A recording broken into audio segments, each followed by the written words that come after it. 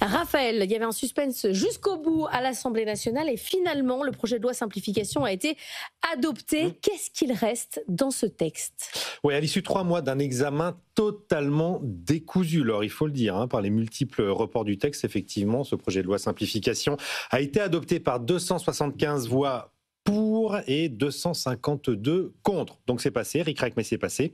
Parce que entre la première version présentée en avril 2024 par Bruno Le Maire, censée faciliter la vie des entreprises, et la dernière, adoptée hier à l'Assemblée, il faut quand même dire que le texte n'a plus rien à voir. Entre-temps, ça a été le grand défouloir parlementaire. Chacun y est allé de sa petite mesure, ce qui donne au final un vote complètement baroque. Le texte a été voté par une étrange coalition, les Républicains, Ciotti allié au RN, avec le soutien du MoDem et d'Horizon, mais rejeté par les 2/3 du parti présidentiel Ensemble pour la République, qui lui-même l'avait porté il y a un an quand Bruno Le Maire l'a présenté et qui dénonce aujourd'hui un recul écologique à tous les niveaux. Moi, c'est le seul truc que j'ai retenu, c'est les ZFE qu'on arrête, c'est les reculs écologiques qui marquent. C'est exactement ça. Les deux mesures qu'on retient, c'est la suppression des zones à faible émission et l'assouplissement du zéro artificialisation nette. Et d'ailleurs, une partie des députés estime que la suppression des ZFE notamment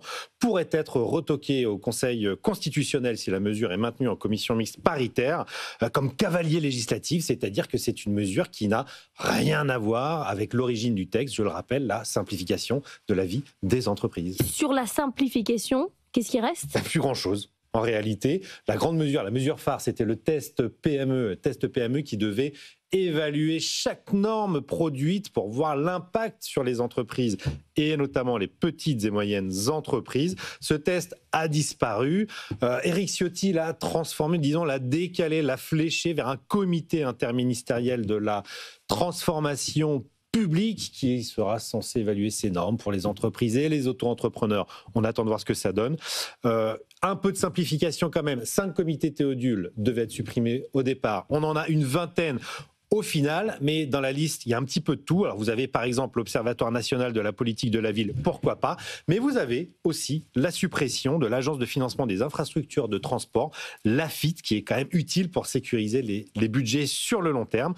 Donc au final, on a un texte Frankenstein, sans cohérence, comme le budget 2025 qui était passé par 3 gouvernements successifs sans qu'on en comprenne l'objectif à la fin. C'est quand même le signe lors d'un dysfonctionnement institutionnel inquiétant depuis la dissolution ratée il y a un an. Et finalement, il n'y a plus qu'une chose qui fonctionne dans ce paysage-là, c'est le dialogue social, finalement. On le voit avec le conclave. Le truc, ça marche bien, le conclave. Alors, il y a une séance supplémentaire lundi, mais quand même, oui, les acteurs du dialogue social se félicitent de la manière dont il s'est passé. On aura certainement un accord lundi prochain. Le dialogue social, c'était quand même précisément ce sur quoi Emmanuel Macron s'était assis en arrivant à l'Élysée en 2017, en expliquant que l'intérêt public, c'était lui. Près de 10 ans plus tard, c'est à peu près tout ce qu'il reste.